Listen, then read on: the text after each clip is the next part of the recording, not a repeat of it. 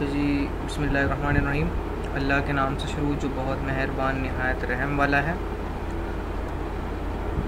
आज का जो लेक्चर है हमारा पावर सिस्टम प्रोटेक्शन का, वो हम स्टार्ट करेंगे। और उससे पहले आज की अच्छी बात से आज का लेक्चर स्टार्ट करते हैं।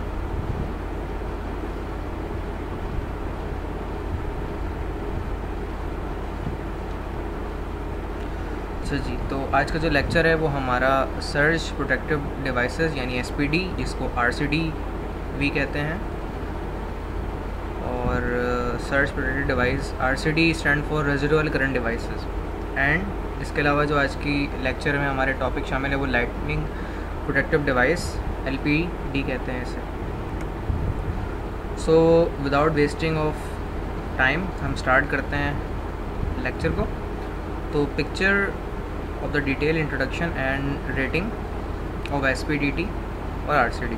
एसपीडी और आरसीडी के हवाले से अगर आप एक लिंक मैंने यहाँ पे शेयर किया एक वेबसाइट का, वहाँ जाकर आप आरसीडी या एसपीडी कितनी टाइप्स के होते हैं, रेटिंग्स क्या होती हैं, नाम क्या हैं और किन किन कैटेगरीज़ में उनको इस्तेमाल किया जाता है, ये सब चीज़ें आप यहाँ जाके देख सकते हैं। सो एसपीडी के हवाले से हम डिस्कस करते हैं।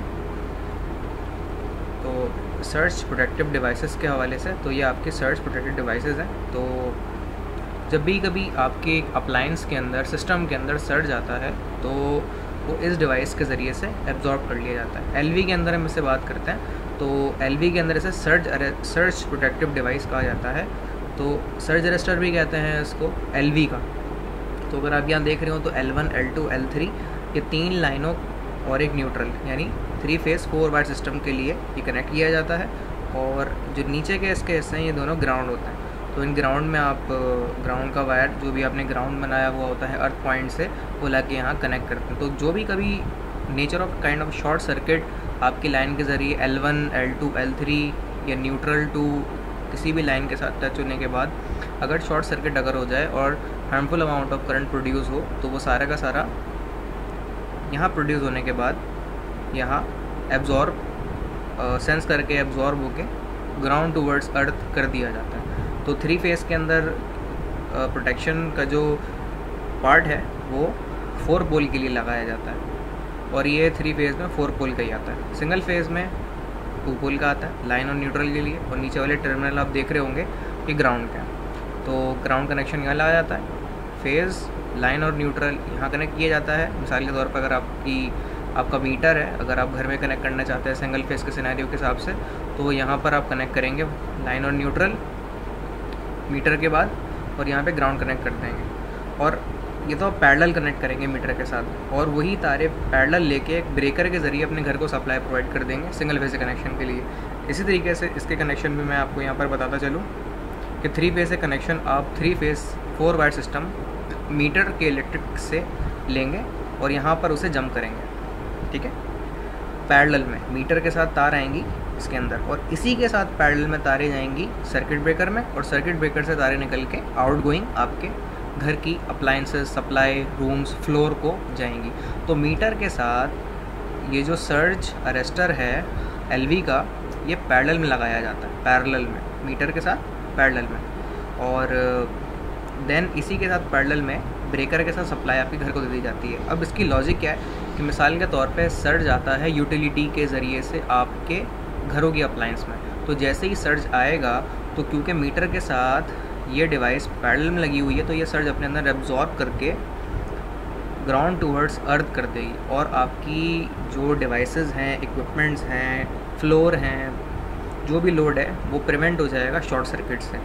तो शॉर्ट सर्किट में हार्मफुल अमाउंट ऑफ वोल्टेज और harmful amount of short circuit current develop होता है, जो कि इस डिवाइस के ज़रिए से एब्जॉर्ब होके ग्राउंड टूवर्ड्स अर्थ हो जाता है।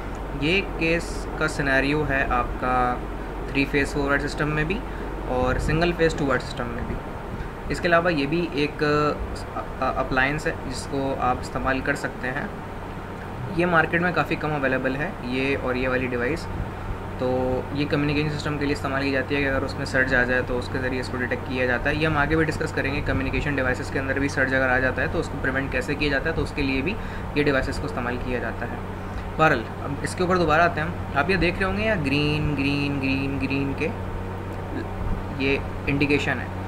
तो ये फ्यूज़ होता है और ये इसके लिंक्स होते हैं। ये लिंक्स जो हैं बाकायदा आप पकड़ के निकाल भी सकते हैं। अच्छा, निकालते क्यों हैं? बाज़ बार जब शॉर्ट सर्किट अकर होता है, मिसाल के तौर पर लाइन 1 के अंदर शॉर्ट सर्किट अकर हुआ, उसने उसे ग्राउंड कर दिया, तो उसके बाद ये ग्रीन से रेड हो जाता है। इसकी इंडिकेशन ये होती है कि इसने शॉर्ट सर्किट अपने अंदर एब्जॉर्ब करके अपना जो लिंक है उसे फ्यूज़ कर दिया। अच्छा, एक दफ़ा में नहीं होता, बाज़ औक़ात एक दफ़ा में भी फ्यूज़ हो सकता है इसका जो लिंक है, और 2-3 दफ़ा में भी इसका ये लिंक फ्यूज़ हो सकता है। तो उसकी निशानी क्या है कि ये ख़राब हो चुका है, ये रेड हो जाता है, ग्रीन, ये भी रेड हो जाए, ये भी रेड हो जाए, ये भी रेड हो जाए। तो ये लिंक्स जो हैं सर्ज अरेस्टर के, ये अवेलेबल भी होते हैं मार्केट में, बाकायदा खुल भी सकते हैं ये, और ये आप इसको इस्तेमाल कर सकते हैं। तो ये ग्रीन से रेड हो जाए तो इसका मतलब ये ख़राब हो गए, दोबारा यूज़ नहीं कर सकते हैं। और अगर ये भी ग्रीन से रेड हो जाए तो फिर आपको ये चेंज करने होते हैं। ये लिंक बड़ी मुश्किल से इस केस में से निकाले जाते हैं। ये केस आप देख रहे होंगे थोड़ा अलग से है, तो ये बाकायदा आप यहाँ से और यहाँ से बॉटम और टॉप से पकड़ के बाहर निकाल लेते हैं, और उसके बाद जो है इसको दोबारा से नया लिंक इसमें लगा के इसको यूजेबल बनाया जा सकता है। तो इसीलिए ये काफ़ी पोर्टेबल और एक प्रोएक्टिव अप्रोच है कि आप इसको दोबारा से यूजेबल बना सकते हैं नए लिंक्स के साथ। ठीक है जी, तो ये लिंक ज़रूर देखिएगा, इसमें डिटेल्स सर्ज अरेस्टर के हवाले से और सर्च प्रोटेक्टिंग डिवाइस के हवाले से यहाँ पर दी गई है। RCD क्यों कहते हैं इसको, ये हम आगे जाके डिस्कस करेंगे। सर्च प्रोटेक्टेड डिवाइसेस जो आपकी होती हैं इसके बारे में हम डिस्कस कर लेते हैं। Is design to protect electrical systems and equipment from surge events by limiting transient voltage. Transient voltage जो होते हैं जो कि लिमिटेड या सर्टेन टाइम में बहुत ज़्यादा 1000 और मिलियंस ऑफ वोल्ट्स तक आ जाते हैं, तो वो सर्ज वोल्टेज कहलाते हैं, यानी लिमिटेड टाइम में high voltage of spike and diverting surge currents. और सर्ज करंट भी यही होता है कि लिमिटेड टाइम लिमिटेड स्पाइक आपकी जनरेट होती है कम से कम वक्त में, तो उसे सर्ज करंट कहते हैं। इस तरह ट्रांजिएंट वोल्टेज होते हैं, इस तरह सर्ज करंट, और ये surge current short circuit current के लेवल तक भी आ जाता है जो कि 1000 और मेगा एम्पेयर तक भी जा सकता है शॉर्ट सर्किट करंट जो आपका है। तो उसको एब्जॉर्ब करने के लिए सर्ज प्रोटेक्टिंग डिवाइसेस का इस्तेमाल किया जाता है। Surges can originate externally most intensively bye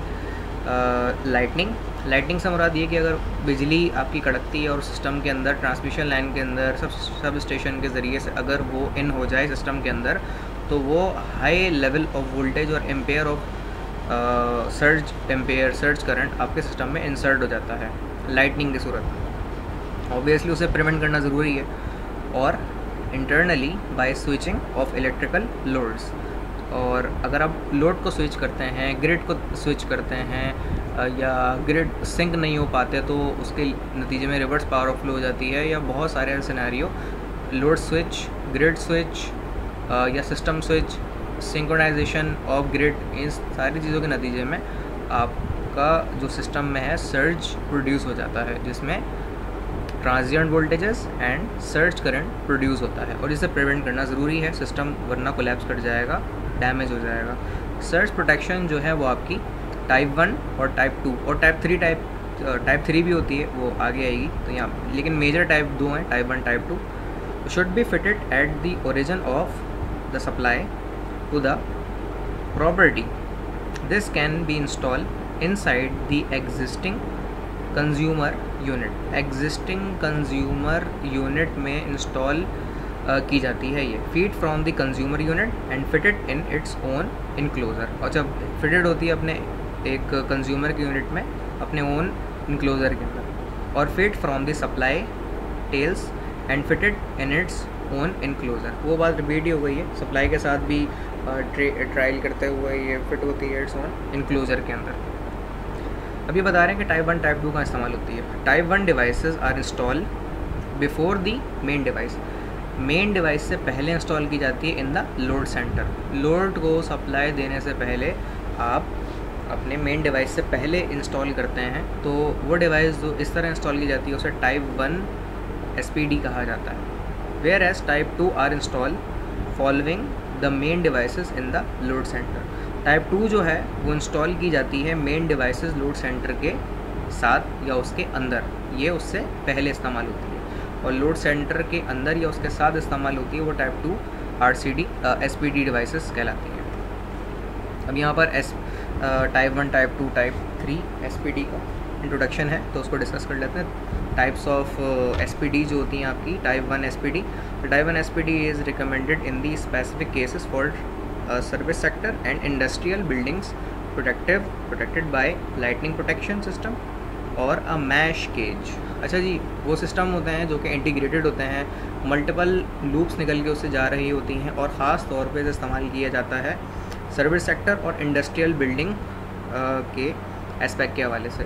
वहाँ पर अगर सर्च प्रोड्यूस हो जाए सिस्टम के अंदर, अगर लाइटनिंग आ जाती है, लाइटनिंग इंसर्ट हो जाती है कहीं ना कहीं से, तो फिर उसको प्रिवेंट करने के लिए टाइप 1 SPD डिवाइस इंस्टॉल की जाती है।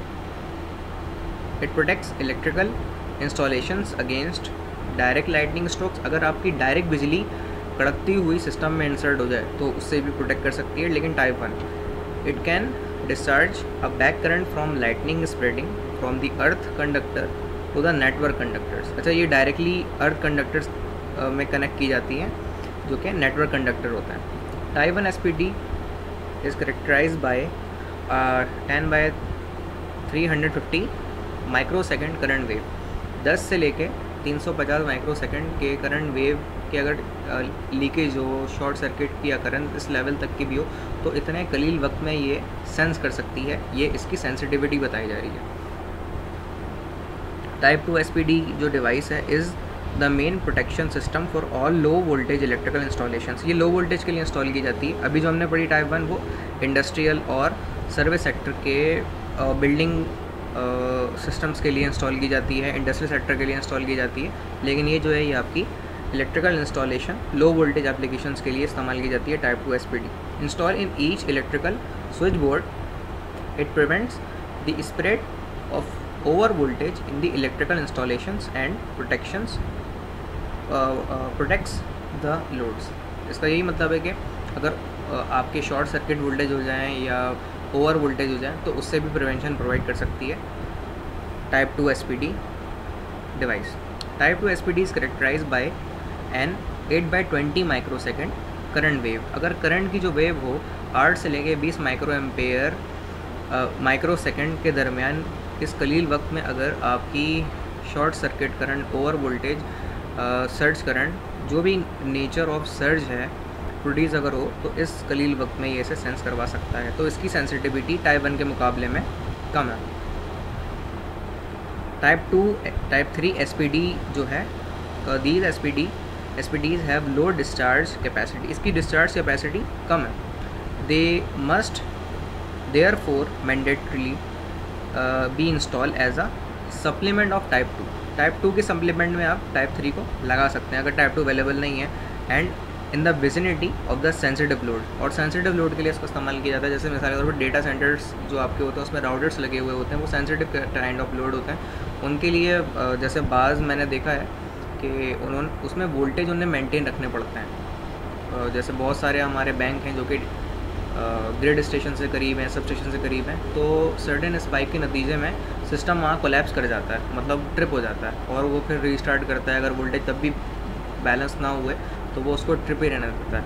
तो उस सिचुएशन को फुलफ़िल करने के लिए मैंने देखा था कि सिल्क बैंक वालों ने 3 फेज़ वोल्टेज रेगुलेटर, जो बाकायदा एक अलमारी के साइज़ का था बड़ा सा, और उसमें servo motor 3 phase mechanism system लगा हुआ था जो कि 3 फेज़ के वोल्टेजेस को बैलेंस करके प्रोवाइड करता था सिस्टम को। और वो एक सर्वो मोटर मैकेनिज़्म था और वो मैंने स्टडी किया था अपने एक इंडस्ट्रियल एक्सपीरियंस के अंदर। और कोटरी से वही 3 फेज़ वोल्टेज रेगुलेटर डैमेज होके आया था, तो हमने दो लोगों की टीम ने हमने उसे रिपेयर किया था, कलाई उसकी करवाई थी बाकायदा, क्योंकि वो कुछ सेकंड फ्लोर से नीचे आके गिरा था या फर्स्ट फ्लोर से नीचे आके गिरा था, तो वो टूट गया था उसका कुछ हिस्सा, जिसको हमने सही करवा कर उसे इंस्टॉल किया था। और फिर उसकी कमिश्निंग करी, फिर उसकी फाइनल टेस्टिंग करी और वापस उसे डिलीवर कर दिया था कोटरी की एक शुगर मिल के अंदर। बहरहाल ये एक छोटा सा एक्सपीरियंस था कि वोल्टेज बैलेंस करने के लिए 3 फेज़ वोल्टेज रेगुलेटर को इस्तेमाल किया जाता है, या 3 फेज़ वोल्टेज स्टेबलाइजर भी कहते हैं बाद लोगों से। अच्छा जी, type 3 SPD is characterized by the combination of voltage waves. अच्छा, ये टाइप 3 जो है वो कॉम्बिनेशन है वोल्टेज वेव्स के हवाले से और करंट वेव्स के हवाले से भी। तो वोल्टेज वेव की जो रेंज है ये 1.2 से लेके 50 माइक्रोसेकंड की अगर सर्टेन स्पाइक ऑफ वोल्टेज आती है उसमें इसको सेंस कर लिया जाएगा। और करंट वेव जो है 8 से लेके 20, क्योंकि इसको क्या कहते हैं सप्लीमेंट के तौर पे टाइप 2 के लिए इस्तेमाल किया जाता है। तो आप ये देख सकते हैं करंट की रेंज सेंसिटिविटी के हवाले से देखी जाए तो SP टाइप 2 और टाइप 3 सेम है, यानी 8/20 माइक्रोसेकंड के सेंसिटिविटी से ये उसे ऑपरेट करवा कर उस सर्च करंट को इतने विदिन टाइम माइक्रोसेकंड में ग्राउंड टू अर्थ करके उसे वैनिश कर देगी और सिस्टम में इंसर्ट नहीं होने देगी। तो ये हमारी इंट्रोडक्टरी डिटेल थी टाइप 1, टाइप 2 और टाइप 3 SPD के हवाले से। अच्छा, उसके अलावा एक ये चार्ट है जो मैंने सोचा आप लोगों से शेयर करूं। डायरेक्ट लाइटनिंग स्ट्रोक और इनडायरेक्ट लाइटनिंग स्ट्रोक, ये दो तरह की कैटेगरी जिसके अंदर आप class 1 test, class 2 test, class 3 test, वो जो भी हमने टाइप पढ़ी हैं उनको इस्तेमाल किया जाता है। अच्छा, IEC के स्टैंडर्ड 61643- सब क्लॉज 1 के हिसाब से इसको स्टैंडर्ड इनमें किया गया कैटेगराइज, और IEC स्टैंडर्ड 61643-11 और /2011 के स्टैंडर्ड्स के ऊपर इसे डिज़ाइन किया गया है। मतलब इसके स्टैंडर्ड नंबर इस procedure, protocol, standardisation number assign किए गए। EN, IEC उनके ये नंबर हैं। फॉर्मर BDE ये type of second category former BDE हैं।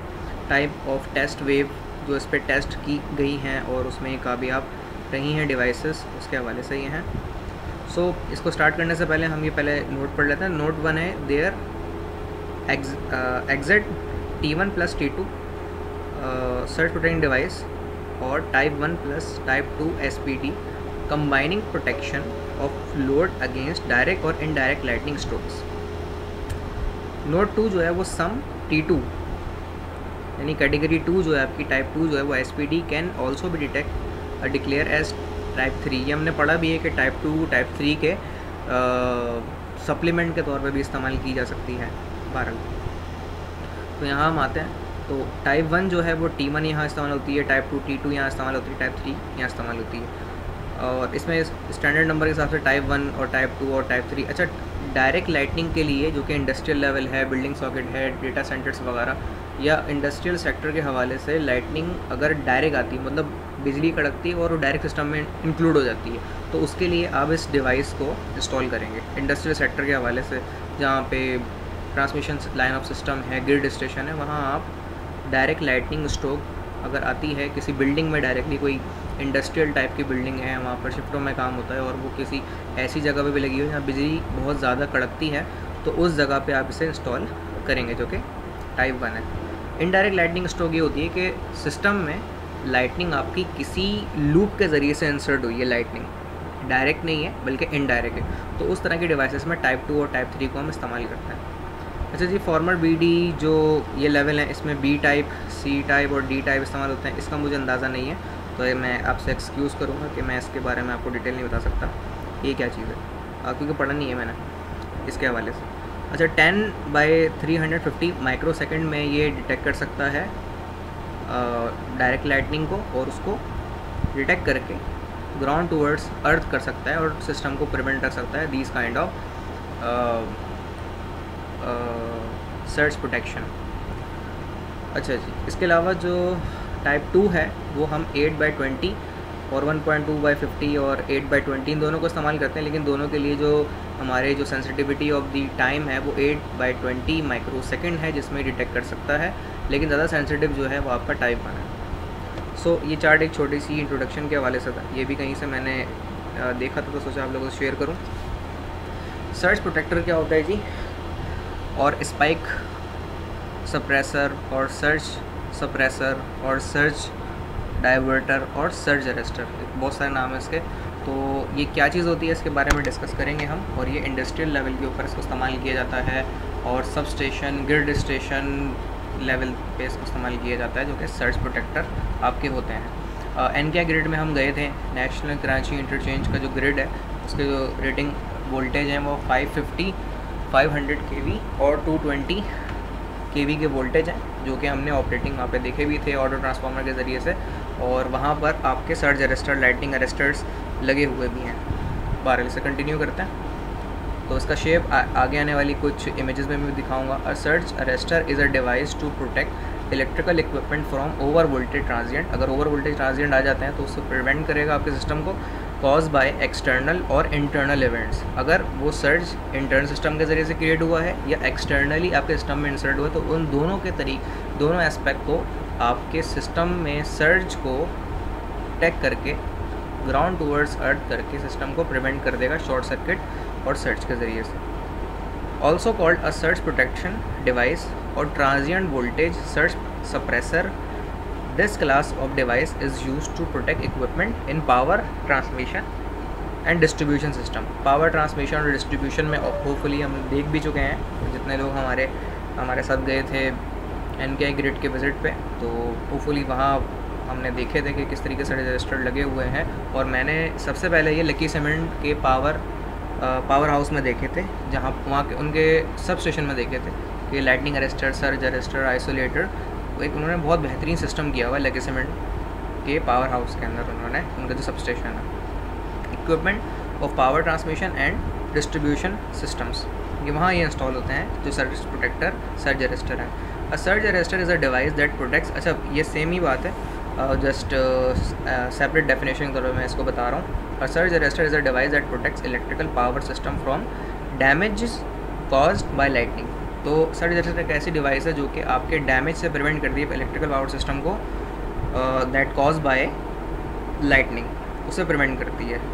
When a powerful electrical surge travels from the power system to the surge arrester, the high voltage current is send directly to the insulation और to the ground to avoid damaging the system. तो आपके system को damage करने से बचा लेती है और प्रिवेंट कर लेती है ओवर वोल्टेज, ओवर करंट के सर्ज के ज़रिए से।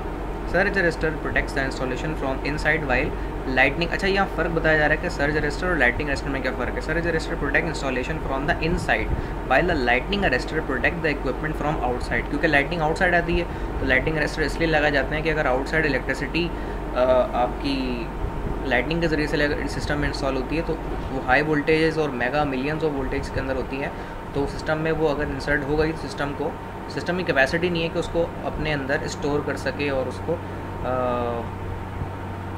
मैनेज कर सके। तो इसीलिए उस लाइटनिंग अरेस्टर लगाए जाते हैं कि लाइटनिंग को प्रिवेंट करा जा सके और outside of kind of short circuit को इससे प्रिवेंट किया जाता है। जबकि जो सर्ज अरेस्टर हैं वो सिस्टम के इंटरनल और एग्जिस्टेंट सिस्टम के ज़रिए से अगर सर्ज प्रोड्यूस हो जाए तो उससे प्रिवेंट करने के लिए आप सर्ज अरेस्टर लगाते हैं फॉर इनसाइड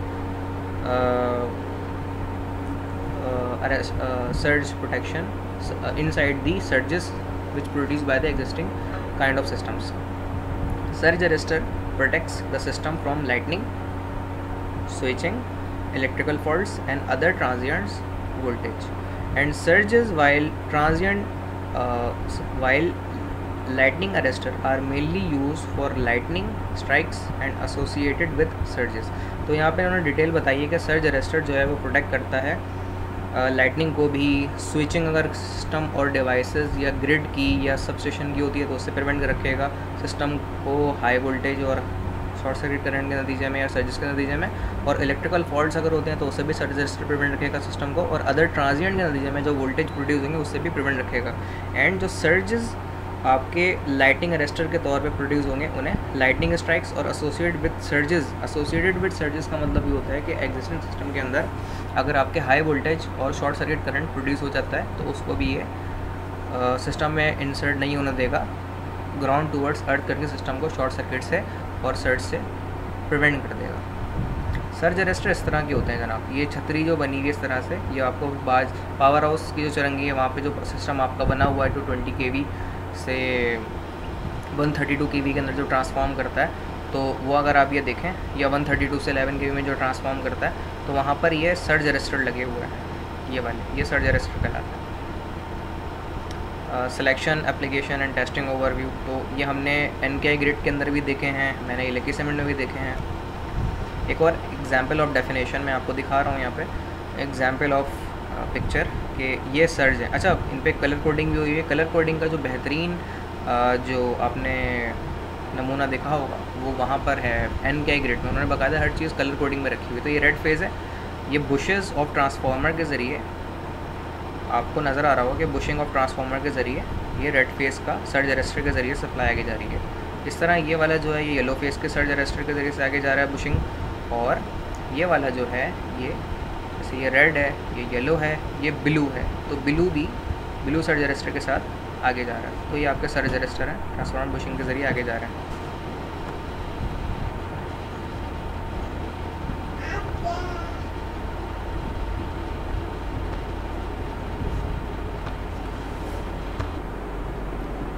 अच्छा जी, अब हम इसे आगे कंटिन्यू करते हैं। तो जिस तरह मैंने बताया पे कि सर्ज अरेस्टर किस तरह के होते हैं, तो difference between residual current device और सर्ज प्रोटेक्टिंग डिवाइस क्या होता है। This is a plug in RCD residual current devices, these are used to prevent against electrocutions but do not prevent against power surges. ये low voltage protecting device है जो कि 400 volt 3 phase और 220 volt single phase में इस्तेमाल किया जाता है, जो कि आपकी RCDs रेजिडुअल करंट डिवाइसेस कहलाती हैं। अच्छा, रेजिडुअल का क्या मतलब होता है इसकी डेफिनेशन मैं आगे जाके बताऊंगा। ओके, तो but do not prevent against power surges, लेकिन पावर सर्जेस से ये प्रिवेंट नहीं करता।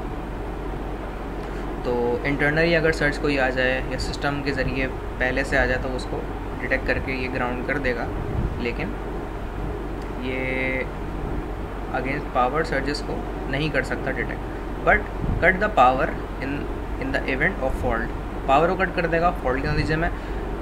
But a plug in RCD will also trip on the event of power failure and being switch off, this is a plug in surge protector. अच्छा, ये भी एक surge protector होता है, ये हमारी सारे ट्रेनर के अंदर अवेलेबल भी है, लगा हुआ भी आप लोगों ने देखा होगा। तो ये इसका जो स्विच ऑन करने का जो एक रेजिडुअल करंट सर्किट ब्रेकर कहते हैं, RCCB residual current circuit breaker, और इसका एक और नाम भी इसे RCD भी कहते हैं। ये आपको नज़र आ रहा होगा 4 पोल है तो 3 फेज़ का है। इसके ब्रेकर को यहाँ से ऑन किया जाता है, और अगर आपको इसको ऑन हो जाता है, ये अभी तो फ़िलहाल ऑफ़ है, ऑन होता है तो ये ग्रीन से रेड हो जाता है, ऑफ़ के लिए ग्रीन लाइन। तो जैसे ऑन होता है तो ये इसका टैग चेंज होकर रेड हो जाता है। और अगर आपको इसको चलते हुए सिस्टम को अगर बंद करना हो, ट्रिप करवाना हो ऑफ़ करने से पहले, क्योंकि इसको ऑन और ऑफ़ करना बहुत मुश्किल है क्योंकि ये बहुत हार्ड स्विच ऑन ऑफ़ करता है। ट्रिप के बटन को आप जस्ट प्रेस करें, ये सिस्टम जो है सर्किट ब्रेकर ट्रिप हो जाएगा। इसमें ट्रिप का जो बटन है बाहर लगा होता है RCDs के अंदर। तो हम इसकी बात करते हैं तो ये 4 पोल है, और IN जो है 100 एम्पेयर की रेटिंग पे लगता है। ये IN डेल्टा 3 100 मिली एम्पेयर का अगर सर्ज प्रोड्यूस हो भी जाए, लीकेज करंट भी इसके अंदर से हो जाता है, उसको भी ट्रिप करवा देगा। उस लेवल के ऊपर भी AC 415 वोल्ट के ऊपर ये काम करेगा, जिसका रेटेड वोल्टेज है 50 हर्ट्ज़ के ऊपर। और ट्रिप AC जो है वो 240 वोल्ट के ऊपर है। IP40 के लिए इस्तेमाल किया जाता है। 40 डिग्री सेंटीग्रेड टेम्परेचर है इसका। ब्रिटिश स्टैंडर्ड्स के नंबर ये इसके दिए गए हैं, और ये इसकी वायरिंग डायग्राम है। तो इसका ये फेज़ है, सेकंड फेज़, थर्ड फेज़, और ये इसका न्यूट्रल है। इसी तरीके से ये इसका फर्स्ट फेज़ है, सेकंड फेज़ है, थर्ड फेज़ है, और ये इसका न्यूट्रल जिसके ज़रिए से होता हुआ जाएगा। अगर शॉर्ट सर्किट अगर होता भी है तो ये इससे प्रिवेंट करवा देता है, ऑफ़ करवा देता है। तो सप्लाई इनकमिंग यहाँ से यहाँ जाएगी, यहाँ से यहाँ जाएगी, यहाँ से यहाँ जाएगी, और यहाँ पे न्यूट्रल आपके कनेक्ट होंगे। शॉर्ट सर्किट अगर इसमें हो जाता है तो ये उसे ट्रिप करवा देगा। ये 3 फेज़ के लिए, और ये सिंगल फेज़ के लिए फेज़ इनकमिंग और आउटगोइंग, और ये न्यूट्रल इनकमिंग और न्यूट्रल आउटगोइंग, और इस तरह ये भी ट्रिप करवा देगा। यहाँ पे ट्रिप के ऑप्शन है, ऑन ऑफ के लिए यहाँ बटन अवेलेबल है। रेटिंग बिल्कुल सेम है, तो मैंने रिपीट कर दी है। हम आगे चलते हैं इसमें। अच्छा, जैसे कि यहाँ लिखा हुआ है कि 100 एम्पेयर है रेटिंग, जबकि ये 63 एम्पेयर का सिंगल फेज़ है, जबकि 3 फेज़ का 100 एम्पेयर है। सो आगे कंटिन्यू करते हैं। The main difference between safety which switch और RCD residual current device and a circuit breaker often refer to as a fuse. तो circuit breaker as a fuse काम करता है, जबकि रेजिडुअल करंट डिवाइस जो है शॉर्ट सर्किट अगर अकर हो जाए या सिस्टम में रेजिडुअल करंट बाकी हो, लीकेज करंट कहीं से प्रोड्यूस हो जाए, न्यूट्रल और ग्राउंड कहीं पे टच हो जाए, या फिर आपका कोई फेस सरिये से टच हो जाए, या फिर आपका न्यूट्रल सरिये से टच हो जाए, या फिर आपका ग्राउंड सरिये से टच हो जाए, तो इन सारे, अच्छा ग्राउंड और सरिया एक ही चीज़ है, अर्थ और सरिया एक ही चीज़ है। न्यूट्रल अगर सरिये से टच हो जाए तो इन सारी सूरत हाल में RCD ट्रिप कर जाएगा। इतनी लेस सेंसिटिविटी, इसमें मोर सेंसिटिविटी होती है, ब्रेकर में यही चीज़ लेस सेंसिटिव होती है। तो ये फ़र्क है RCD का। तो RCD इन फिनोमेना पे काम करता है, लेकिन सर्किट ब्रेकर जो है वो ऑन ऑफ ट्रिप के लिए काम करता है, और शॉर्ट सर्किट अगर हो जाए तो वो काम करता है। तो ये डिफरेंस है RCD और सर्किट ब्रेकर का। ऑफ एंड refer to as a fuse, तो circuit breaker as a fuse के तौर पे काम करता है, जबकि रेजिडुअल करंट डिवाइस जो है वो leakage current, short circuit, tripping option, on off, और इसके अलावा अगर आपका फेस टू ग्राउंड कनेक्ट हो जाए, या फेस टू न्यूट्रल कनेक्ट हो जाए, या फिर न्यूट्रल टू ग्राउंड कनेक्ट हो जाए, तो इन सारों के नतीजे में RCD ट्रिप कर जाएगा, जबकि ये सारी फिजिबिलिटी सर्किट ब्रेकर में नहीं होती। तो ये फ़र्क है RCD और सर्किट ब्रेकर का। तो circuit breaker as a fuse के तौर पे काम किया जाता है, is a safety switch, protects people from electrical accidents. अच्छा जी, अगर आपको कहीं सेट वो हो जाए, आप कोई इलेक्ट्रिकल पार्ट को टच कर लें या फेस को टच कर लें, तो उसके नतीजे में एक्सीडेंटली जो आपका RCD है वो ट्रिप कर जाएगा। And the circuit breaker protects wiring and electrical system in your home. और सर्किट ब्रेकर जो है पर्सन को प्रोटेक्ट करने में इतना ज़्यादा रोल प्ले नहीं करता, क्योंकि सर्किट ब्रेकर इस्तेमाल किया जाता है कि वो प्रोटेक्ट करे वायरिंग को और इलेक्ट्रिकल सिस्टम को, जो कि आपके घर में लगी हुई है या इंडस्ट्री में लगी हुई है, लेकिन कमर्शियल लेवल लगी है। लेकिन जो RCD है वो लोगों की जान बचाने के लिए भी इस्तेमाल हो सकता है, यानी कि leakage current, short circuit current, किसी पर्सन में से भी इलेक्ट्रिसिटी अगर पास हो रही हो और वो डिटेक्ट हो सकती है RCD के ज़रिए से, जबकि सर्किट ब्रेकर में इतनी ज़्यादा कह सकते हैं अवेयरनेस नहीं होती। रेजिडुअल करंट क्या होता है जी, अब इसके बारे में बता दूँ, क्योंकि RCD में बता रेजिडुअल करंट डिवाइसेस। तो रेजिडुअल करंट होता क्या है, तो इसकी टेक्निकल डेफिनेशन को समझ लें। An electric current which flows briefly in a circuit after a voltage is reduce to zero due to the momentum of charges carries. वो करंट जो कि सिस्टम में स्टोर हुआ रह जाता है, या फिर लीकेज होने के नतीजे में हो, या चार्जेस के मोमेंटम यानी उनके मूवमेंट के नतीजे में सिस्टम के अंदर वो चार्जेस का मोमेंटम स्टोर रह जाए, तो उसे रेजिडुअल करंट कहा जाता है। ये रेजिडुअल करंट जो है इंडस्ट्री में बहुत अहम रोल प्ले करता है। इसको समझिएगा, जब मोटर कैस्केडेड लेवल के ऊपर लगी हुई होती हैं, कन्वेयर बेल्ट की जैसे मोटर हैं, तो उनके मोमेंटम को कंटिन्यू करने के लिए उनमें रेजिडुअल करंट का उनके कोर के अंदर सेव होना बहुत ज़रूरी है। इससे होता ये कि वो अपने आप को बहुत जल्दी एनर्जाइज कर लेते हैं रेजिडुअल करंट के नतीजे में। तो इस तरह के सिनेरियोज में रेजिडुअल करंट का जो रोल है वो बहुत वाइटल है। लेकिन जो रेजिडुअल करंट का रोल डिवाइसेस आपकी प्रोटेक्शन इक्विपमेंट के हवाले से वो बहुत ज़्यादा पुअर है RCD डिवाइसेस के अंदर, यानी कि ये नहीं होना चाहिए, जबकि इसकी इम्पोर्टेंस इंडस्ट्रियल और cascaded system of motor conveyor belt में बहुत ज़्यादा अहमियत रखती है। RCD are design to disconnect the circuit if there is a leakage current. तो रेजिडुअल करंट आपकी सिस्टम ऑफ सर्किट को डिस्कनेक्ट कर देगी अगर कहीं पे लीकेज हो गई। लीकेज मैंने बताई, जैसे कहीं पे तार छिल गया और वो तार सरिये से टच हो गया, वो चाहे फेस का हो, न्यूट्रल का हो, तो ये हल्की सी भी लीकेज हो जाती है तो उसके ऊपर आपका RCD डिस्कनेक्ट कर देगा। और सबसे बड़ा ड्रॉबैक यही है RCD का, कभी क्योंकि हम जब तारे जब डाल रहे होते हैं तो वो छिल जाती हैं कभी इधर उधर से। अब वो कहाँ छिली है, कहाँ कंसील्ड वायर है, लेकिन वो RCD बार बार ट्रिप कर रहा है, तो वो यही जज कर रहा होता है कि कहीं ना कहीं से तार आपकी छिल गई है, जो कि वो सरिये से टच हो रही है, या तार से तार टच हो रही है, तार न्यूट्रल से टच हो रही है। तो ये इतनी सेंसिटिव डिवाइस है कि इस तरह के छोटे मोटे सिनेरियो में ट्रिप कर जाती है। तो इसे होम अप्लायंस के अंदर लगाना बहुत ज़्यादा हिमाकत होती है, और इसी वजह से जो लोग बड़ी एफिशिएंसी के तरह से लगाते हैं तो बाद में उसे इन्हें निकलवाना पड़ता है, क्योंकि वो बार बार सिस्टम ट्रिप कर जाता है, या ये मेंस पे लगा होता है तो बार बार सिस्टम ये ट्रिप करता है। ये बाकायदा एक सर्किट ब्रेकर की तरह से ही डील करता है। तो क्योंकि हम इंडस्ट्री में इसे भुगत चुके हैं अपनी फील्ड वर्क में, तो इसीलिए जो लोग इसे लगाते हैं घर के लिए तो उनको निकलवाना पड़ता है इसे।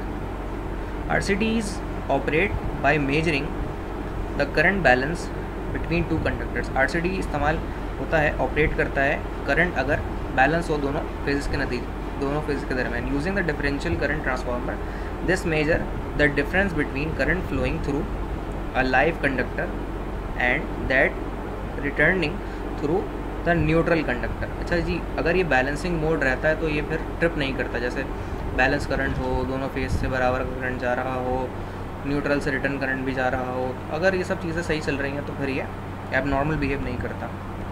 लीकेज नहीं होगी तब भी एबनॉर्मल बिहेव नहीं करता। अच्छा, ये जो है SPD और RCD अगर दोनों एक साथ लगाए जाए सिस्टम के अंदर तो फिर उनके कॉजेज़ क्या होंगे? तो OCPD आपकी जैसे लेट से एक डिवाइस है इनकमिंग, तो यहाँ से तीनों फेज़ आ रहे हैं और न्यूट्रल आ रहा है। ये आपने यहाँ पे स्टार कनेक्टेड सिस्टम है, उसके ज़रिए RCD के अंदर इंसर्ट देते हैं। RCD आप जानते हैं 4 वोल्ट डिवाइस है, तो यहाँ से तीनों फेज़ आते हैं, न्यूट्रल आता है। यहाँ से देने के बाद जो है वो इंसर्ट होता है लाइन 1, लाइन 2, लाइन 3 और फिर वो न्यूट्रल से कनेक्ट होता है। अच्छा, SPD के अंदर क्या होता है? RCD तो एक ब्रेकर की तरह इस्तेमाल होगा जो कि सप्लाई को यहाँ से लेगा और यहाँ से दे देगा। अब ये तीनों वायर जो है निकल के जा रहे होते हैं surge protection device, surge protector के अंदर। सर्ज प्रोटेक्टर में यहाँ से आ जाता है, ये भी 4 वोल्ट डिवाइस है। तीनों फेजेस और न्यूट्रल के साथ इसके अंदर फ्यूज़ के ज़रिए से सप्लाई जा रही होती है। तो यहाँ SPD में कनेक्ट होता है और फिर यहाँ से सप्लाई होके ये ग्राउंड होता है यहाँ से, और ये ऊपर तो तीनों फेज़ और न्यूट्रल होता है, लेकिन ये सारे के सारे ग्राउंड होके यहाँ से यहाँ जा रहे होते हैं। लोड के ज़रिए ग्राउंड हो या फिर ग्राउंड हो, लेकिन ग्राउंड होके जा रहे होते हैं। तो कोई भी अगर सर्ज प्रोड्यूस हो जाए सिस्टम में एग्जिस्टिंग या एक्सटर्नली, तो ये उस सर्ज को अपने अंदर एब्जॉर्ब करके ग्राउंड टूवर्ड्स अर्थ कर देगा और आपकी सप्लाई यहाँ पे इस तरह चल रही होगी, तो लोड इस तरह से ऑपरेट कर जाएगा आपका। अब आते हैं अपने लास्ट टॉपिक की तरफ जो कि लाइटिंग अरेस्टर डिवाइस है।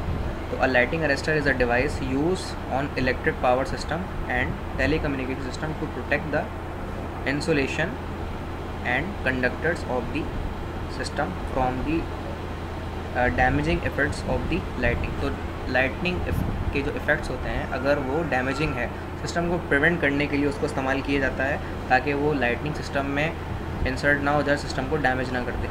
The typical lightning arrester has a high voltage terminal and a ground terminal. इसमें हाई वोल्टेज टर्मिनल और ग्राउंड टर्मिनल होता है। हाई वोल्टेज जो उससे जा रहा होता है। अच्छा, लाइटिंग अरेस्टर अमूमन इस्तेमाल होते हैं हमारे सब स्टेशन, ग्रिड स्टेशन के अंदर,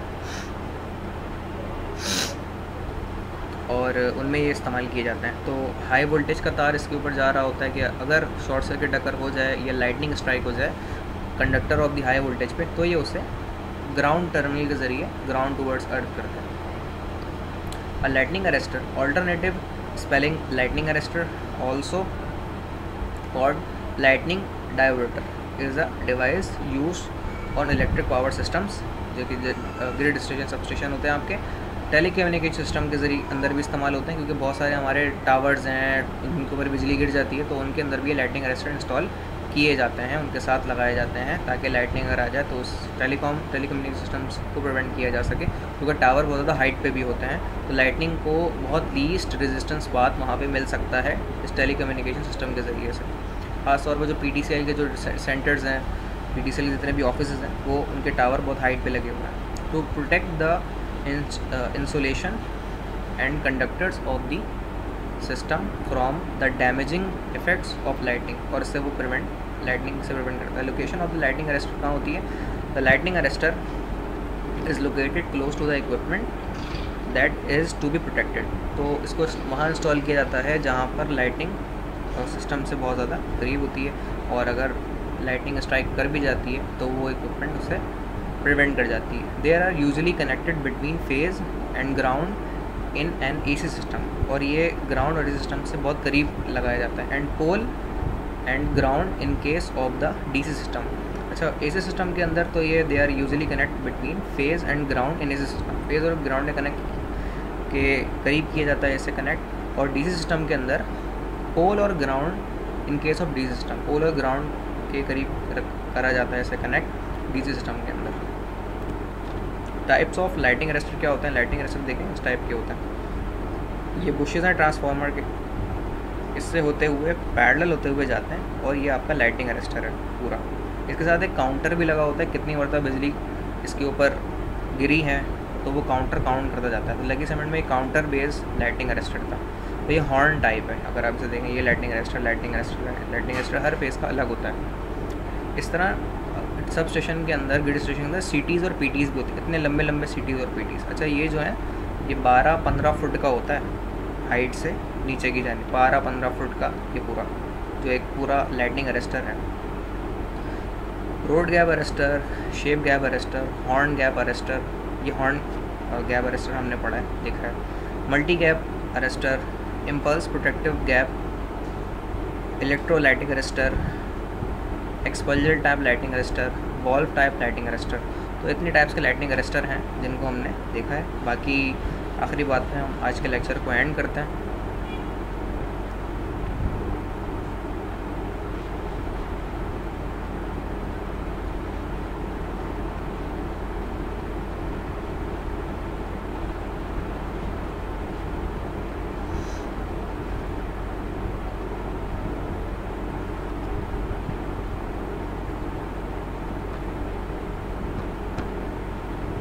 अच्छा जी, तो ये जो सेशन है वो हम यहाँ तक एंड करेंगे। आपका अगर इससे मुतालिक कोई सवाल हो तो ज़रूर पूछिएगा। आज के लेक्चर को यहाँ पे हम एंड करते हैं इस दुआ के साथ कि अल्लाह ताला आपको और हम सबका हामी व नासिर हो। अल्लाह हाफ़िज़।